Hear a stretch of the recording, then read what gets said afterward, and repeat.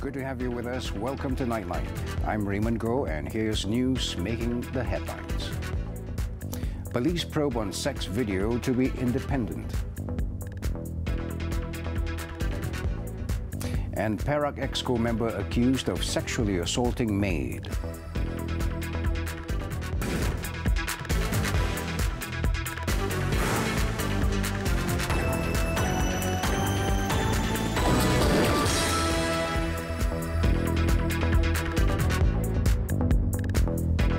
Good morning. The police probe into the sex video allegedly implicating a federal minister will be independent of whatever remarks may have been made by Prime Minister Tun Dr. Mahathir Mohamad. Home Minister Tan Sri Muhyiddin Yassin also noted that he could not preempt the outcome of the case before the completion of the investigation. Tan Sri Muhyiddin also gave the assurance that the government will not pressure the investigation team to wrap up the case. He's also confident that the investigation will not drag on for years. Jangan kita buat andaian sehingga dah ada keputusan yang muktamad, dan itu pun nanti lepas siap laporan kita kena serah pada pihak peguam negara. Ya, bukan laporan saja. Peguam negara akan menilai apakah yang telah dibuat oleh polis itu memberikan sesuatu isyarat tentang tindakan-tindakan undang-undang yang perlu diambil. Tan Sri Muhyiddin was met at the Parliament lobby on Tuesday. Previously, the Inspector General of Police, Datuk Sri Abdul Hamid Bador, said the investigation will take a long time to complete. A Perak executive councillor is being probed for the alleged sexual assault of his Indonesian domestic worker. This comes after the victim in her 20s lodged a police report on the matter on Monday. Police said the 40-year-old man allegedly committed the offence at a house in Jelapang, Perak. Reports by a Chinese daily stated that the exco claimed innocence and said he will cooperate if he is called in for questioning over the matter. He is being investigated under the Penal Code for rape.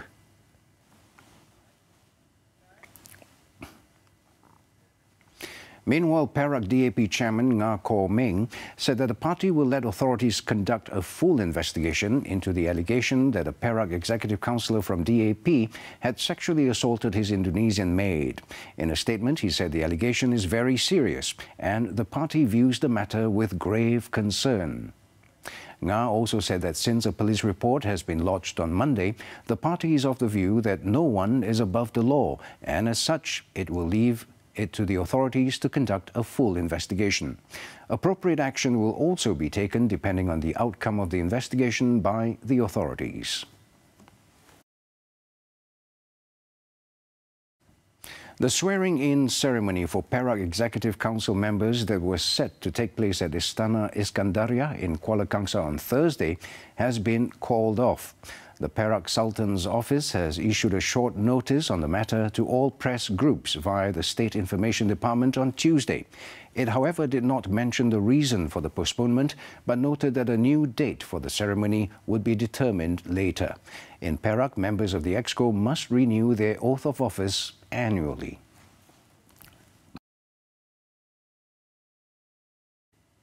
The Prime Minister on Tuesday disclosed that the government has received 4 separate offers to take over Malaysia Airlines Berhad.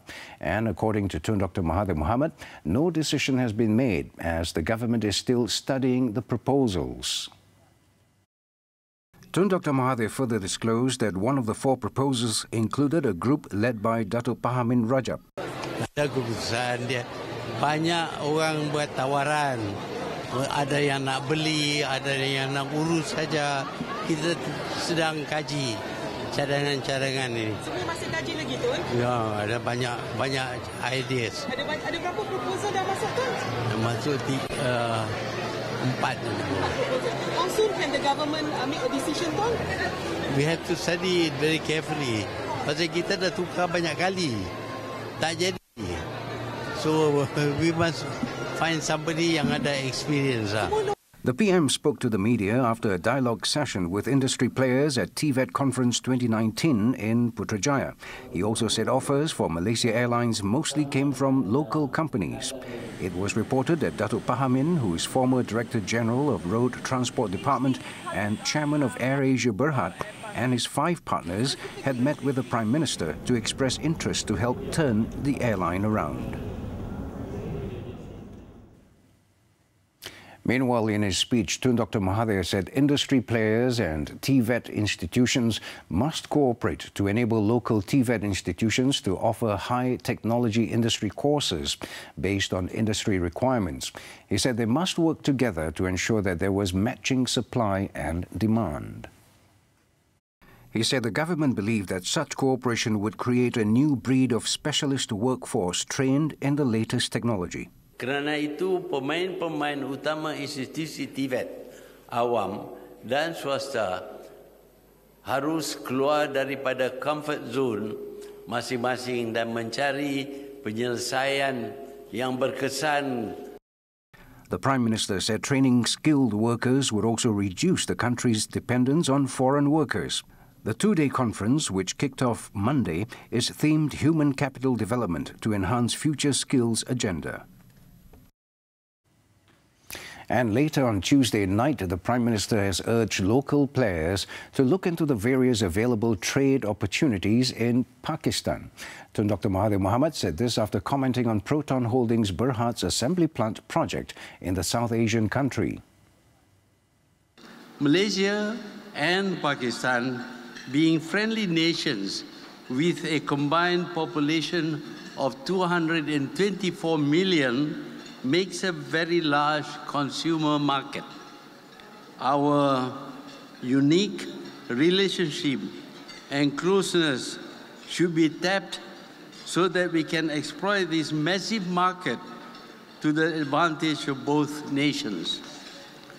Since each have their own unique industries and economic activities, we have a lot of areas to venture without having to compete with each other. Tun Dr. Mahathir said this at the 32nd Rawalpindi Chamber of Commerce and Industry International Achievement Awards in Kuala Lumpur on Tuesday night. Also present were his wife, Tun Dr. Siti Hasmah Muhammad Ali, RCCI President Malik Shahid Salim, and Malaysian High Commissioner to Pakistan, Ikram Muhammad Ibrahim.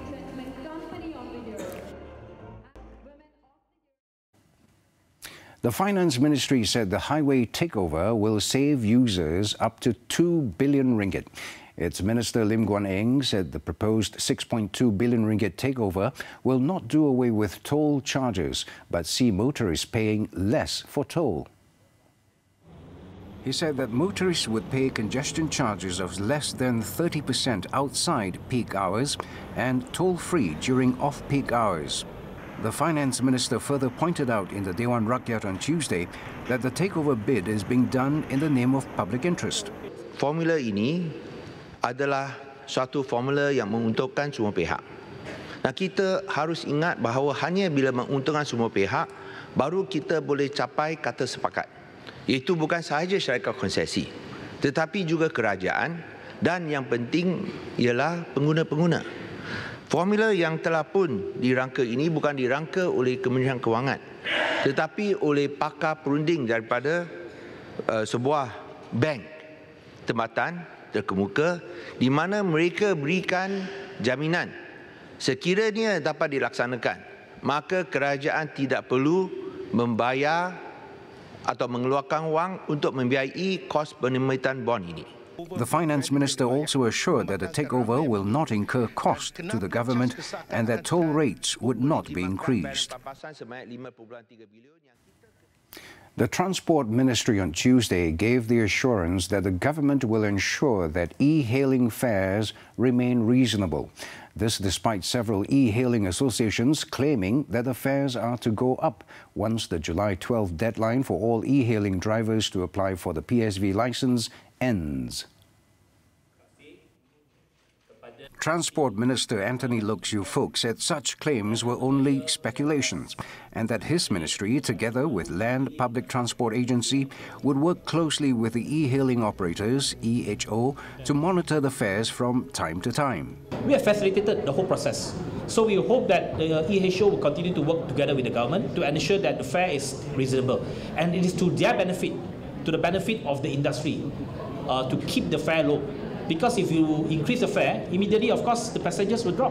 He said this to media after handing over PSV licenses to disabled e-hailing drivers in Petaling Jaya, Selangor. Lok further said the government, however, would not be interfering with the e-hailing market, as its role was to only monitor that the fares stay reasonable.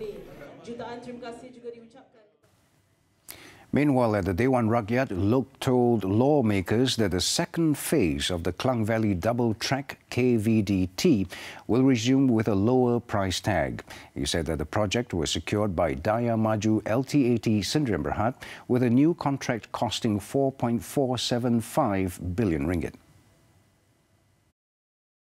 Of course, we have taken into consideration the views from KTMB, but as I said, Cabinet make a decision based on various factors.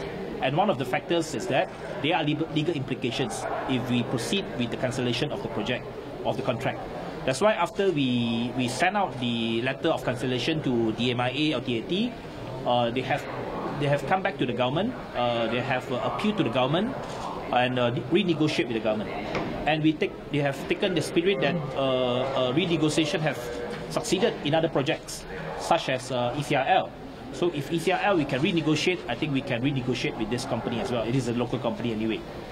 The minister also told the Dewan Rakyat that the amount is a reduction of 789.75 million ringgit, which is 15% from its original cost of 5.2 billion ringgit.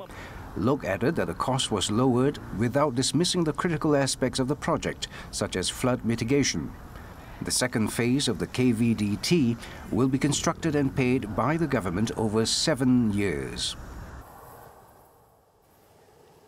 The existing regulations to support entrepreneur growth will be reviewed. In announcing this on Tuesday, Entrepreneur Development Minister Datuk Sri Muhammad Ridzuan Mat Yusof said the move is necessary as the existing regulations are too rigid and time-consuming, causing the country to lose some talent to foreign countries. The minister said the area which needed focus is the funding needed by startups. Regulation is to protect people.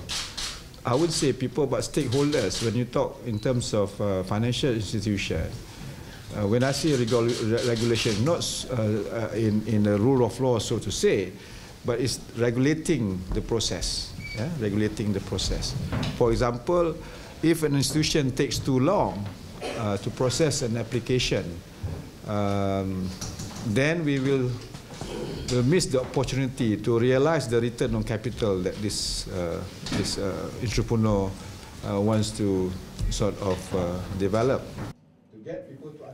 His ministry has initiated a discussion with several agencies, and it hopes to bring back local entrepreneurs who already have traction overseas by providing them with the needed environment to grow.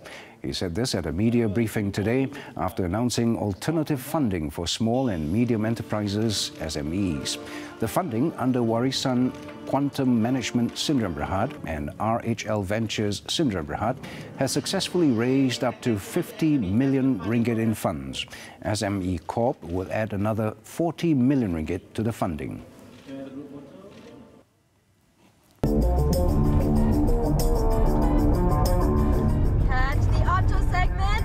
Every Friday on Nightline! Woo! Wow!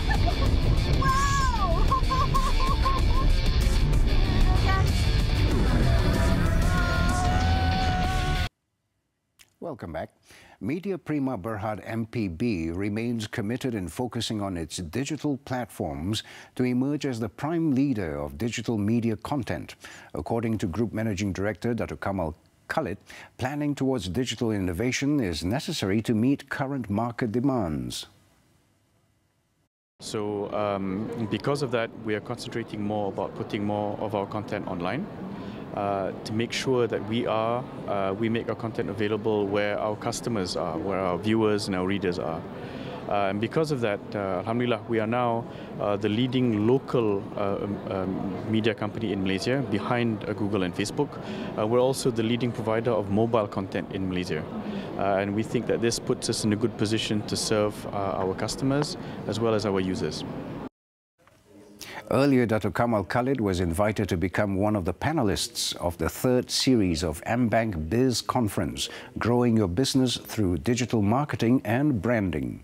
He said MPB is also on solid ground for its audience and readers segments, besides focusing on the needs of small and medium enterprises, SMEs.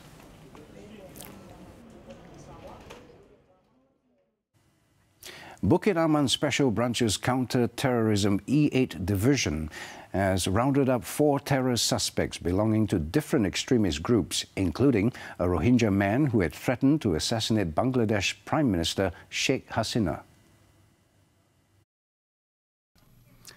Inspector General of Police Datuk Sri Abdul Hamid Bado, in a statement on Tuesday, said the Rohingya man, aged 41, was picked up in Sungai Petani, Kedah on June 24th. The suspect is a supporter of the Arakan Rohingya Salvation Army, ARSA. The suspect was detained 3 times previously in 1997, 2012 and 2015. The E8 division also arrested 3 other suspects following a crackdown on terror suspects from June 14th to July 13th.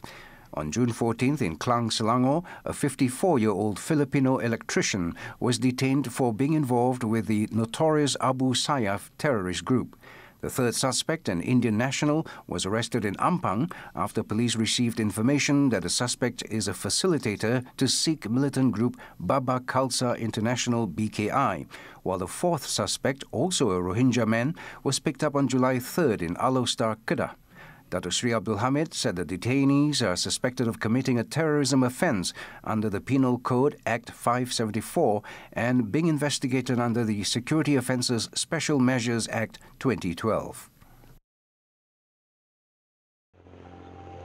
In Malacca, Sungai Rambai Assemblyman Dato' Hassan Abdul Rahman and a clerk pleaded not guilty to 34 counts of criminal breach of trust involving 318,400 ringgit in the National Blue Ocean Strategy NBOS Fund at the Ayakaro Sessions Court. Dato' Hassan, aged 57, and Kuzaima Abdullah, 34, who was then a clerk at the Sungai Rambai Development and Coordinating Committee Japarun office, made the plea after the charges were read out to them separately before Judge Dato' Muhammad Nasir Nordin. Nasir allowed Hassan and Kuzaima bail of 50,000 ringgit each and also ordered them to surrender their passports to the court. He then set August 20th for mention.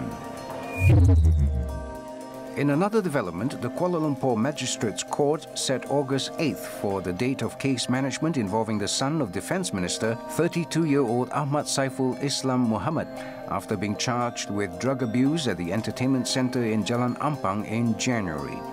He was arrested on January 5th during an early morning police raid on an entertainment centre along Jalan Ampang after he tested positive for drugs in preliminary tests.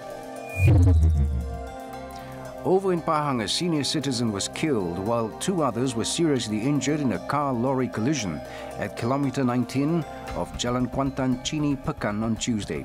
According to police, car passenger 68-year-old Rokia Hassan died at the scene of the accident, while her husband, the car driver, Cik Mat Lateh, 70, and another car passenger, Jamila Sahari, 63, was seriously injured. The accident is being probed under the Road Transport Act 1987. Coming up, Thai police foil human trafficking syndicate. Stay tuned.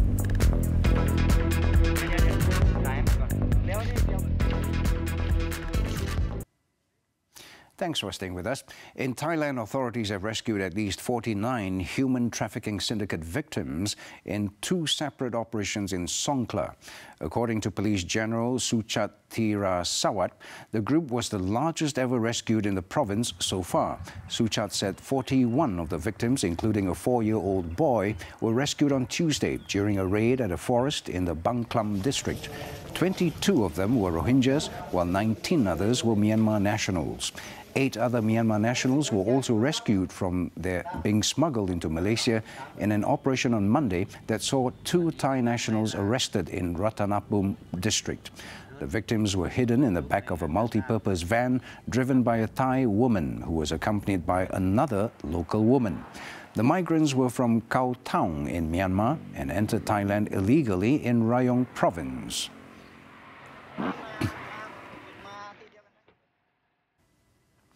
Hong Kong leader Carrie Lam has declared the controversial extradition bill as dead on Tuesday, following weeks of mass protests that erupted in the city. However, she did not make it clear whether the legislation was being withdrawn completely, as demonstrators have demanded. I have almost immediately put a stop to the amendment exercise. But there are still lingering doubts about the government's sincerity, or worries whether the government will restart the process in the Legislative Council. So I reiterate here, there is no such plan. The bill is dead. Speaking before the weekly meeting with her advisers in the Executive Council, Lam also described the government's work in amending the law as a complete failure. The bill, which would allow people in Hong Kong to be sent to mainland China to face trial in court controlled by the Communist Party, has sparked huge and at times violent street protests and plunged the former British colony into turmoil.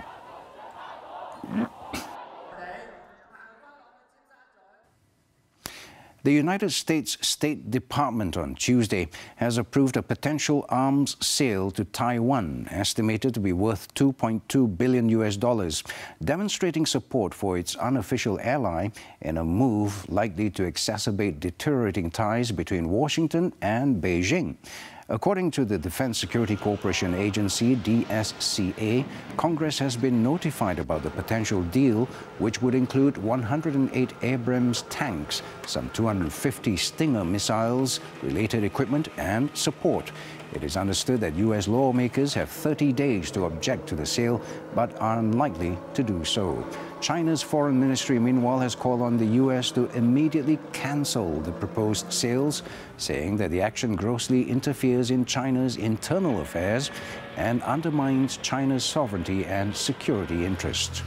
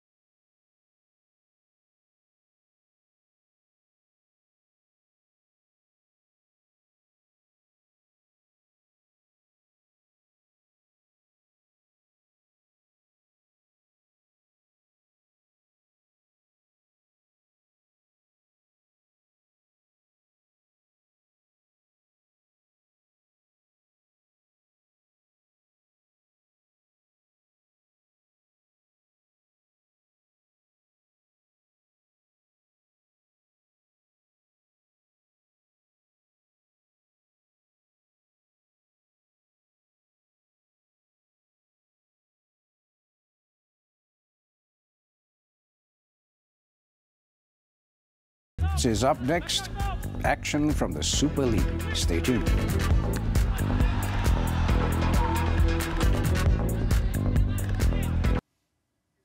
Sports football, the Super League now. 3 matches were played on Tuesday night. Malacca United beat PKNP 2-1. Terengganu drew 2-2 with Kedah, while Pahang edged PKNS FC 3-2 to remain in second place in the league standings.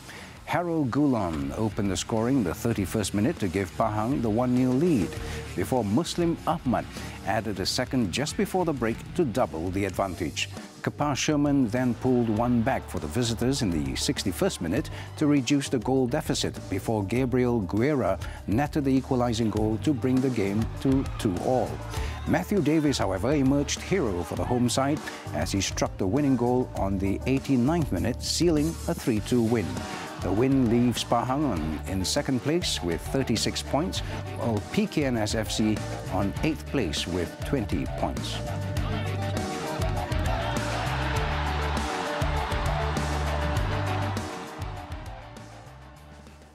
And that sports item wraps up Nightline this time around. Before we go, we leave you with some visuals of the all-new Beijing Dasing International Airport, which is set to begin operations by September 30th. I'm Raymond Goh. Thank you for tuning in.